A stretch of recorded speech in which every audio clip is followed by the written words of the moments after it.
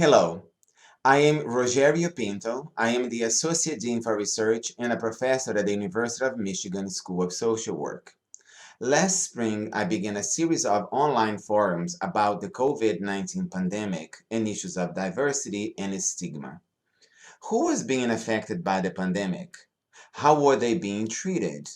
What abiding inequities were suddenly being highlighted by the pandemic? On May 25th, 2020, an African American man, George Floyd, died at the hands of Minneapolis police. Many other African Americans had died at the hands of police, but this time something shifted. With COVID 19 still as the backdrop, I invited a group of African American men to discuss why George Floyd's murder was different. How had the country changed? How had these men's lives changed? I hope you will enjoy this rich and far-ranging discussion. I would like to thank all of those who originally participated and thank you for watching.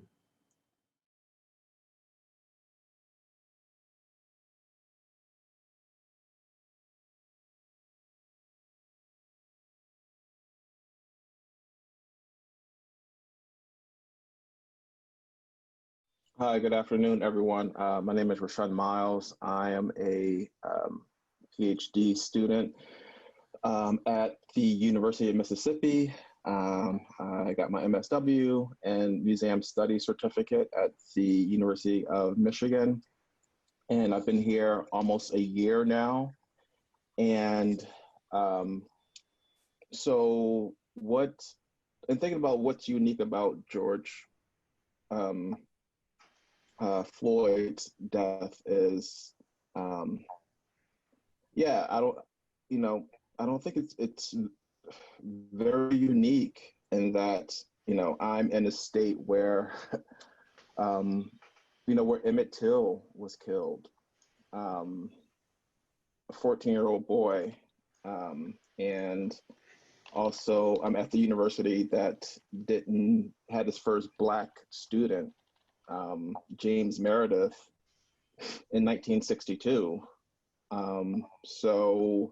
And we still have, Confederate monuments here, or a Confederate monument here. The Confederate flag is part of the state's flag. So these things are very real. They're very real to some people and they're imagined for others, meaning that they're real for people like me and other people who don't look like me say that it's only your imagination. Like it means these other things. So, um, and think about this racial equality and white supremacy. I think in a lot of ways, when those things are talked about, the word privilege comes up. And thinking about the author like Claudia Rankin, she pushes against this idea of white privilege, and that I think it's really coming to a head now, and that thinking about white privilege, is it a privilege to live in an all-white town and also have all white professors and not be exposed to people of color until your first year of college? Like, is that a privilege? So how are we framing privilege? And is that alongside white supremacy and really deconstructing privilege and thinking about what's considered a privilege is and who embodies this privilege? It's a privilege to say that the things that you think and feel that it represents and is being played out on bodies every day, for someone to say like that's your imagination, that's not what it means.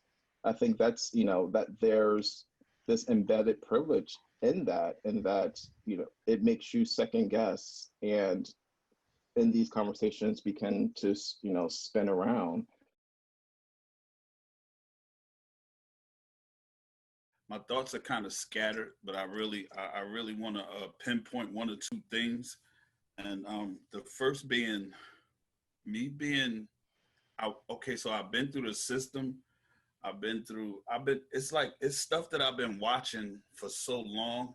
And it's bad to say, but it's like it's normal to me. And I'm talking about with the police brutality, the white privilege, anything the police do, it's like all they have to really say is three words, and whatever charge that goes against them, the charge will disappear. All they have to say is I felt threatened, and that justifies whatever they do to me.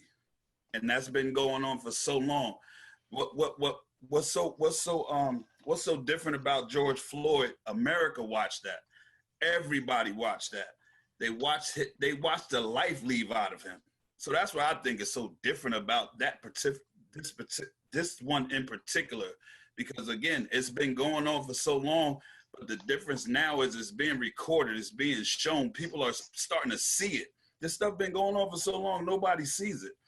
And when you talk about racial inequalities and the racism and the systematic racism,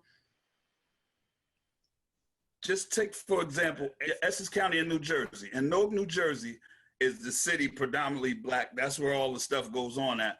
But a person from Belleville could get caught with, just say, some cocaine, whatever. Their sentence is not going to be the same as mine. Being that I'm down here in the urban area, or whatever you want to call it, our sentences are going to be totally different. Everything is totally different. When it comes to white privilege,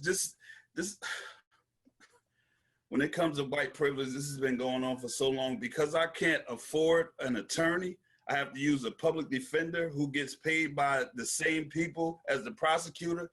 It's totally different when I catch a charge, as opposed to someone who has money for the lawyer, who could pay for the lawyer and stuff like that. So it's like, when it comes to the injustices, I've been seeing them for so long. It's like I'm immune to them. I mean, and it's bad to say, but it's like America, when stuff like this happens, America shoves a pacifier. Like you shove a pacifier in the baby's mouth, they shove the pacifier in, give them whatever they want so they'll be quiet. When the baby gets the pacifier in his mouth, the baby stops crying for a while, but then the baby gets hungry. So then the pacifier comes out, now the baby's crying again. So they've been doing this. It's been so many black and white, so many white people killing black people, and they just pacify them for a second, give them what they want so they'll stop, and then it'll happen again.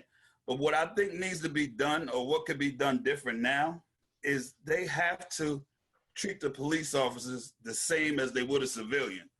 The police officers can't have one set of rules when they do something, and then you have a whole separate justice system for a criminal like me, what they call a criminal. I have a different set of rules than a police officer has. So I think if everybody has the same rules, a lot of that stuff will stop, because if they know it's a consequence behind that action, they won't do it. And they won't do it as fast. Maybe they may still do it, but they'll think about it before they do it. Because I as we sit here, I watch the I don't know, I may not be saying them in the correct order, but the Columbine killing, the guy that killed the 9 people in the church, they all were arrested. Nobody was beaten up. They surrendered peacefully.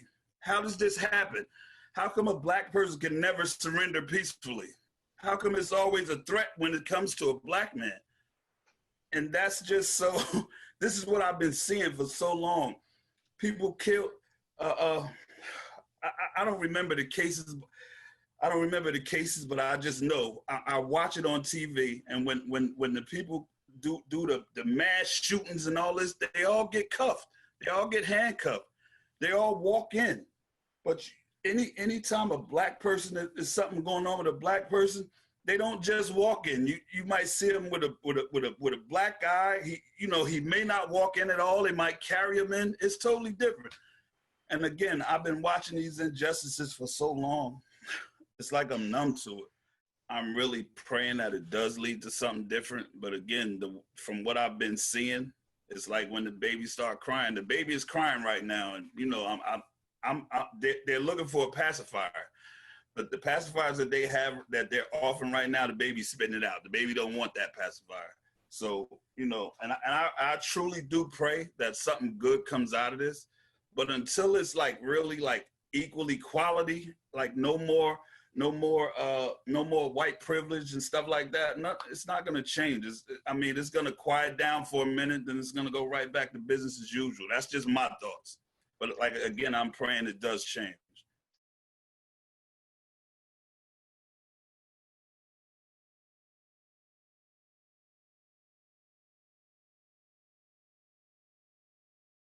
I think, yeah, somebody who's turning 30 this weekend, this whole experience has been very different. Obviously, racism has been here for a long time, but I have never felt the weariness and the feelings of despair that I have felt, you know, in the last week or two. And so I think as somebody who's younger, who, you know, in many ways is, you know, soon to take the baton from, you know, this intergenerational struggle and carry forward, you know, this work, I think it is, it's just a new experience. I mean, and it's really been difficult and challenging to how to navigate it all. And I also just want to, you know, if we can broaden the conversation a little bit, I think as a cisgender queer person, it's interesting that this is occurring during Pride Month. I know we've been talking a lot about Ahmaud Arbery and George Floyd and Breonna Taylor, but, you know, Tony McDade, a trans man, was also killed by police, you know, in the last couple of weeks here as well. And that's a name that oftentimes isn't included and isn't brought up. I think it's important that we continue to think about, you know, this intersectional systemic oppression that, you know, the LGBT community is facing at this time, the way that COVID impacts, you know, members of the LGBT community as they have to potentially engage, you know, the hostile medical infrastructure and industry that isn't always the most inclusive. And so I hope that, you know, as we're continuing to talk about, you know, anti-Blackness in this country, that we really think about all those other identities that potentially have a unique and magnified or compounded oppression as they too are fighting anti-Blackness.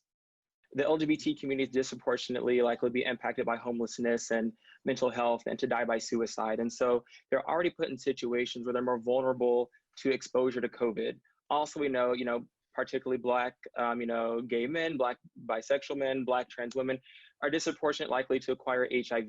And we know that people who have, you know, co-infections, that impacts their ability to recover from coronavirus. And so we're also thinking about the more vulnerable you are to police brutality, to, you know, less than ideal health outcomes. That means you're engaging with institutions, you're being forced to engage with institutions that oftentimes may be hostile to you. And so you're being forced to engage with the police. We recently saw, you know, Ayanna Dior, a trans Black woman who was beat in Minnesota in the aftermath of, you know, all the protests that have been going on there now.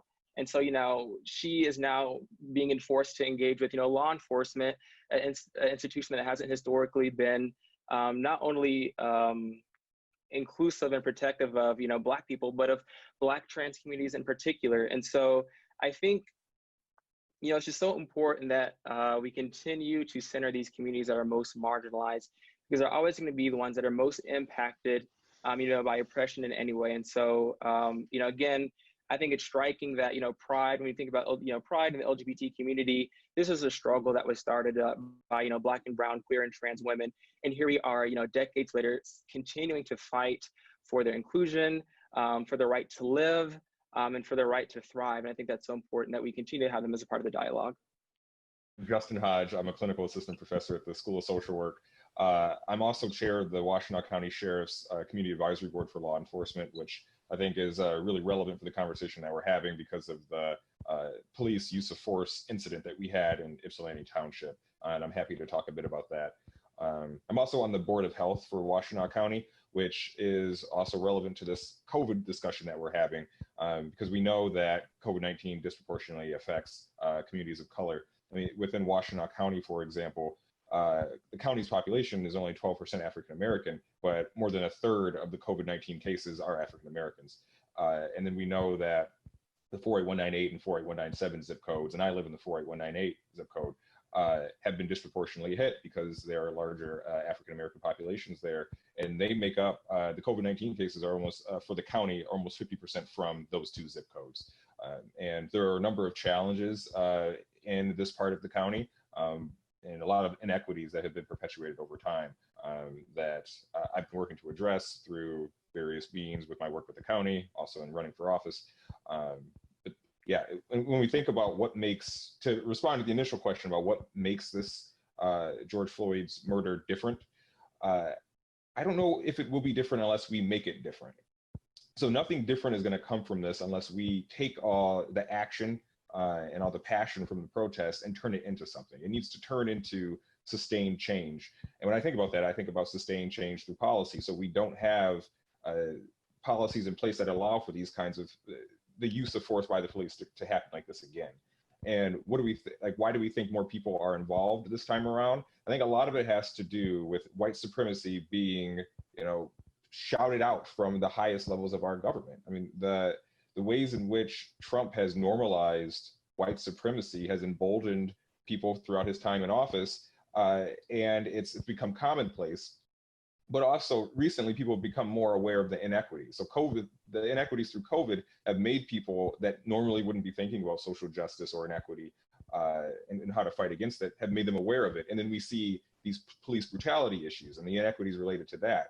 I think that we have a lot to thank from allyship. I think there was more allyship in this particular instance than in previous instances, and even internationally. I think people are becoming fed up with seeing white supremacy and these inequities, both in our country and internationally. So we have more people speaking up.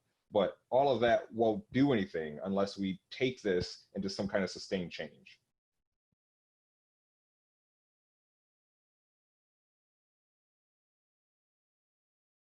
Yeah, I think living here in Mississippi now is like, this legacy of lynching is real, and that, you know, that in addition to the body hanging from a tree, there were postcards um, of of of people, white people looking at the bodies, right? And so this idea of spectacle and the body on display in that way, and so it's the family of the person who's hanging from the tree, and then also the hundreds of people also watching this, and at times dismembering the body, um, taking parts of the body, displaying it on mantelpieces, and that is the um, the legacy, and the tearing apart of the body, and also um, tearing apart the idea of what it is to be, a human. And so, in both ways, in the spectacle, and thinking also about Emmett Till and his mother's decision to have an open casket funeral, um, and thinking about the dismembered body in a different way also. So I think, so thinking about George Floyd, like this spectacle, it's been going on for a while in different iterations, but this body on being a spectacle, and I think it's been captured on, and I think not that I think, but like Dara's really hit it on the head, and like this video, and him calling out for his mother, and she's been dead. And I haven't actually, I've just read the transcripts. I actually can't bring myself to even watch the video now. And then also in this medical model, and that doctors and pre-med students and med students still think that there is a difference. Over 50% of pre-med students, given a survey, they think that Black bodies are different, meaning like Black people's blood is different, their skin is thicker, they can endure pain at higher levels. Like this is real. So, so what's different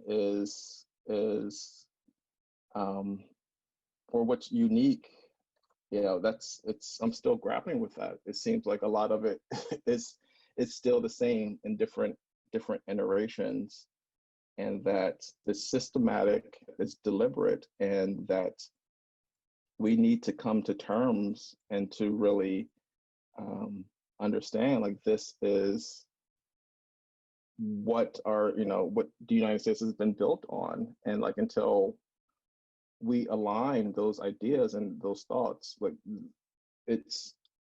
we're going to run into like the same issues, same problems.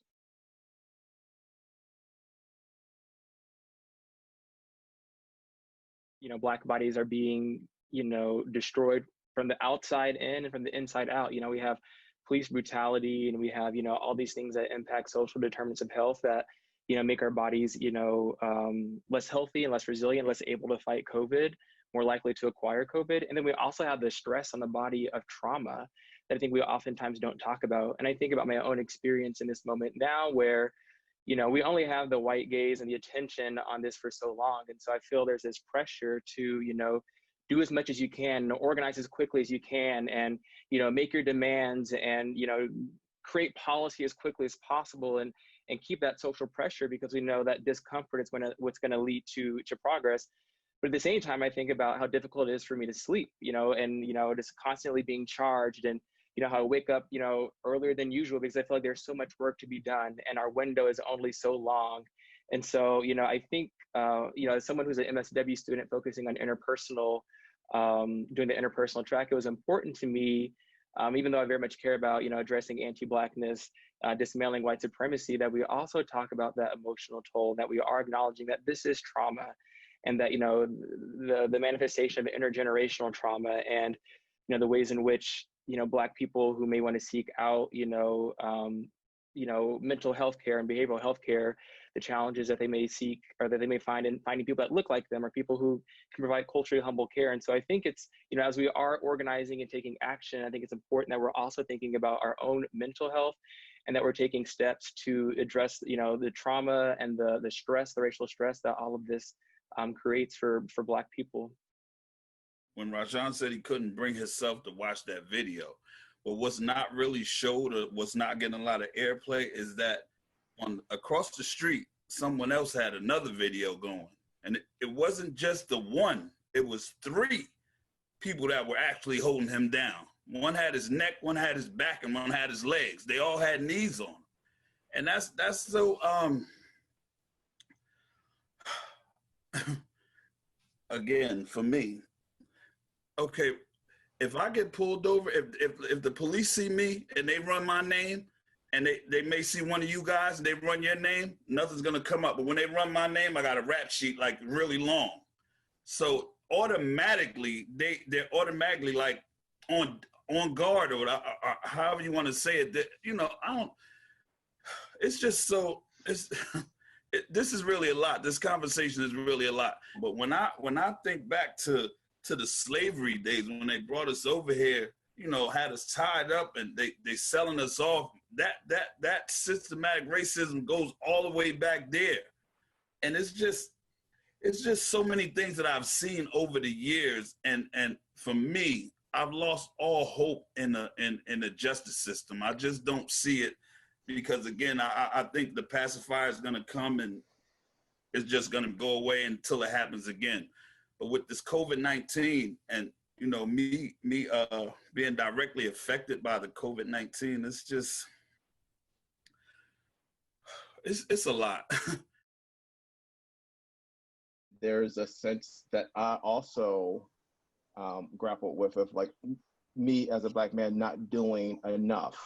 And so in addition to what's going on, is like also feeling like how am I contributing? What will be my, like, how would I talk about this moment when, like, if my nieces and nephew ask me what was I doing during this time? So there's also that struggle of, and knowing like the realities of COVID-19, and also what's at stake of being arrested, what that could mean for me, like professionally, and all these other kind of, or just in quite honestly, my life. So also grappling with like not doing enough.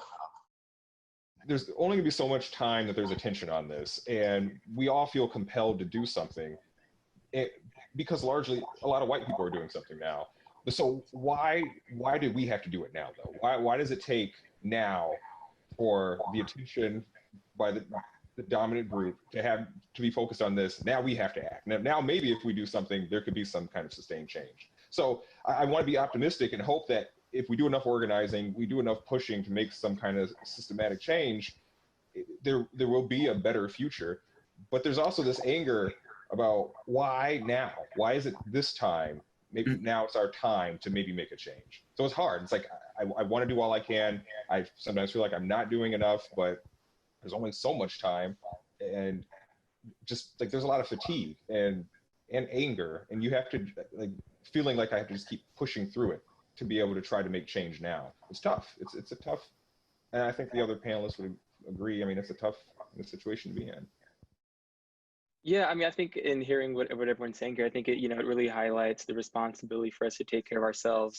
I think, you know, one of the most frustrating and most resonant parts of white supremacy is that, you know, Black men have some of the shortest life expectancies in this country. White supremacy will literally take away our ability to live. And so sometimes when I'm thinking about a motivation to take care of myself, it's, you know, Justin, you know, go on that run, eat that healthy food, go to bed early, you know, because just living and extending my life in order to continue to be a voice is a way to fight white supremacy. And so I try to use that, you know, being healthy as a motivation, or, you know, recognize that being healthy is a way in fighting white supremacy. And so that hopefully that can be a motivation for me to make healthier choices. When it comes to the protests and things of that nature, there's nothing I would love more than to go out there and be a part of that. But because of my criminal history, I won't go out there. I won't be a part of that, because for me to be arrested at a protest, my charges will be different from, say, like somebody who's on this panel that never been arrested before. It's a whole different thing that I would have to deal with. Now, for me, it frustrates me because I do want to do more, but I can't, and I won't allow myself to be taken away from my family again. That's something that really bothers me. But what I do, I have a group that I mentor. I have a group of young men at my church that I mentor, and all I can do is give them what a street level of it. You know what I mean? So and like me, at a young age, I made a lot of mistakes.